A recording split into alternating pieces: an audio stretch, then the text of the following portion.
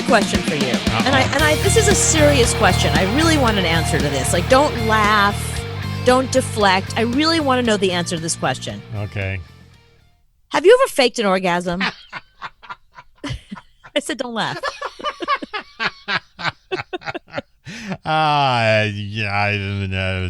Maybe. Okay, see, I'm glad you said that because there's a new study out that I was reading today that said that 36% of men have faked an orgasm at some point. Yeah, I think more the older I get, the younger I didn't have that issue because Right. I was done in 4 seconds. So I didn't have to fake anything. I just had to apologize. But now I'm fat and I get winded easily. So Right. I'd rather go to sleep. Right. So it's like as long as she's done, you just want to you don't want to make her feel bad, so you pretend to continue. Oh, thank you. Oh, Right. time to go to bed. Right. Now pretty have much. you have you? I never have. But it's only because, but I probably should have. Like, I look back and I see all the times that I was with somebody who was trying really hard, and I probably should have just faked it and just went, good boy, and that would have been it.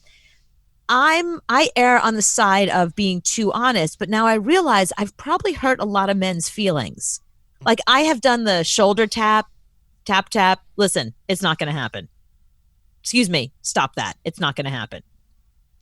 And now I realize I probably traumatized some guys who were so proud of what they've done. They researched it. Right. They asked friends. They said the alphabet. They did all the little tricks. Right. And they got the tap. Yeah, and you really are very cute for thinking we care. We don't care. I don't care. I mean, I just want to go to bed.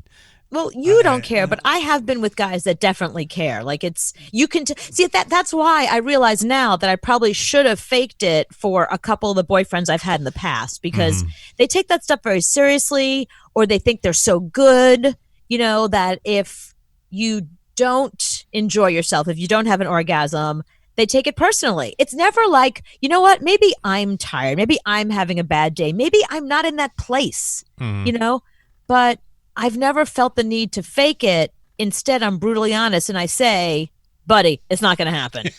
Time for you to go home. Go of shame, home. time for you. Go away. What was your name again? Get a cab. Here's my number.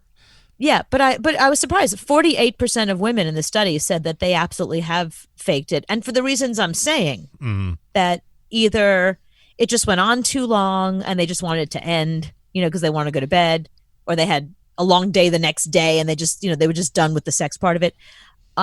Or they realized they were with a guy that if they didn't orgasm, even if it was a faker, the guy would have taken it personally and it would have been, it would have hurt their feelings. No, never in my life have I ever cared. So I've really been in that place my whole life. If you do, fine. If you don't, I got things to watch on TV. How come you don't care? You should care. I don't. Why would I care? I don't care. You're with me. That's enough.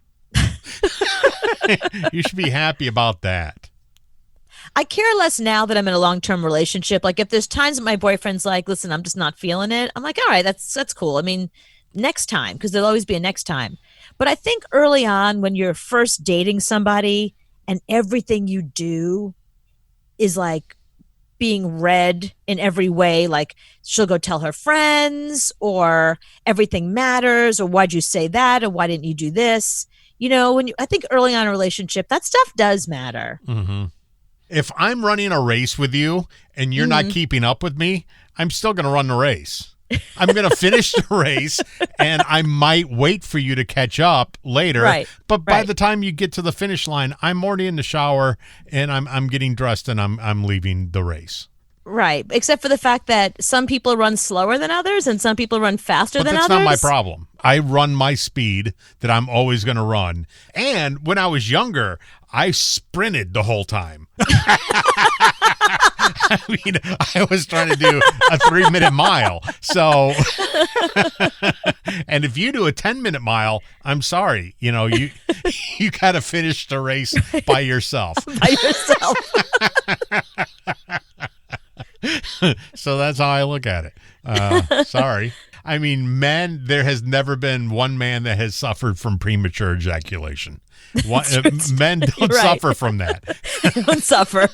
No, we're fine. Right. I mean, Women suffer from that. Yeah, you're right. That's not a man's problem. no, it's not. It was that day I decided I was going to run the hell out of that race.